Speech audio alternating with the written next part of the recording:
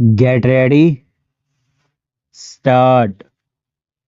Sir, with regard to the family planning program of the Government of India, it is true that our government and our country have been perhaps the pioneers in respect of taking advantage of the World Health Organization expertise and assistance in regard to family planning program, and that in the last several years one cannot ignore some of the good sides of the achievements of the family planning program.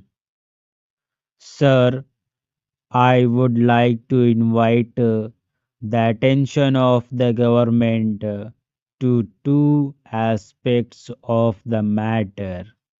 One is that after having got this experience of some years, more than a decade or two, can we not have some kind of a sustained uniform policy with regard to the various projects and programs of family planning, particularly with regard to two things.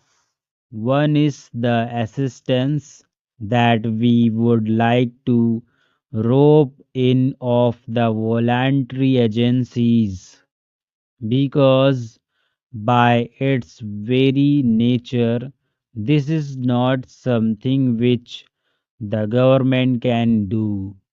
Government can spend money, government can give encouragement, but basically it is a question of educating the people, educating the illiterate, and educating the people in the countryside, and also taking the maximum possible help from the voluntary social institutions in which a large number of women organizations are also doing a lot of good work.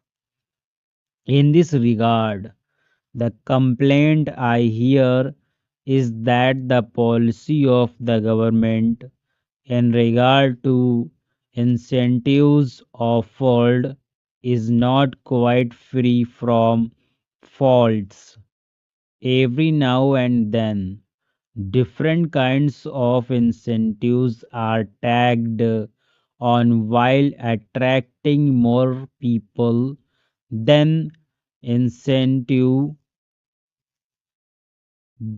are not maintained for a particular period of time, so that certain incentives are withdrawn and certain new incentives are given.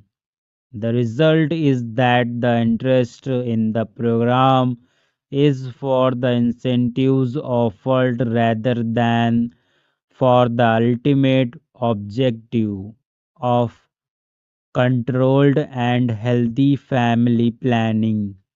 I would therefore request the government to ensure that the family planning program has a certain sustained outlook, that the incentives are well thought out, and that there is no change every now and then in regard to this or that incentive. Then this should be free from one various serious error. This is not only an error, I would say it is a criminal thing. In the name of operations, a large number of old people, children, and boys are also booked into the whole thing, because they get some extra financial incentive. Now I come to demand about the freedom fighters. I endorse very warmly many of the points which my honorable friend made when he talked about genuine and bogus freedom fighters. In fact, the government of India themselves in various replies in the past in this August House have told us about how many bogus cases were also found out. Here we must remember that to some extent we the elected members of state legislature and parliament are also responsible for giving false information or false certificates. I am not saying that this or that particular person has done it, but when the government say that in the absence of any proper proof, the certificate of a member of parliament or member of legislative assembly should be attached, surely the member of parliament or member of legislative assembly should be 100% sure of his facts, and he just should not do it by way of obliging any person. It is there where the bogus cases come.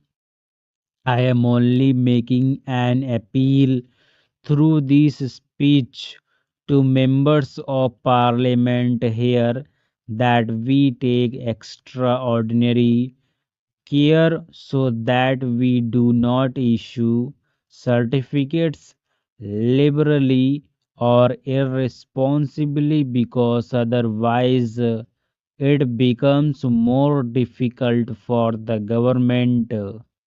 The second point is that some freedom fighters are not yet included in this scheme. I do not know whether the minister has ready information at hand in this regard. There is also the project of old freedom fighters homes. I remember there is one in Delhi, but it is neglected. Some of the old freedom fighters who are living in Delhi are staying in this house. There is no one to look after them. They are not giving proper food, proper drinking water, hot water for bath, and so on. Because they are old and infirm, naturally they need these things all the more. Therefore, I would like the government to take particular care for these old freedom fighters' homes.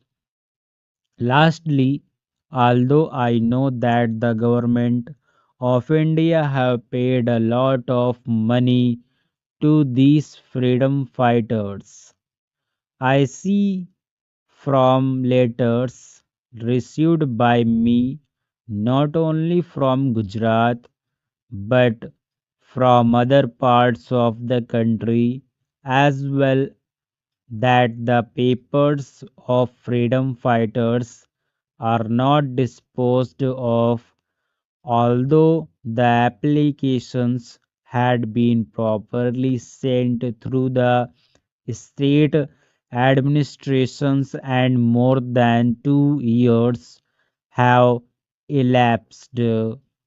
Some of them are above 65. If they have to wait for another 1 or 2 years to get their pensions, they may not be able to take it.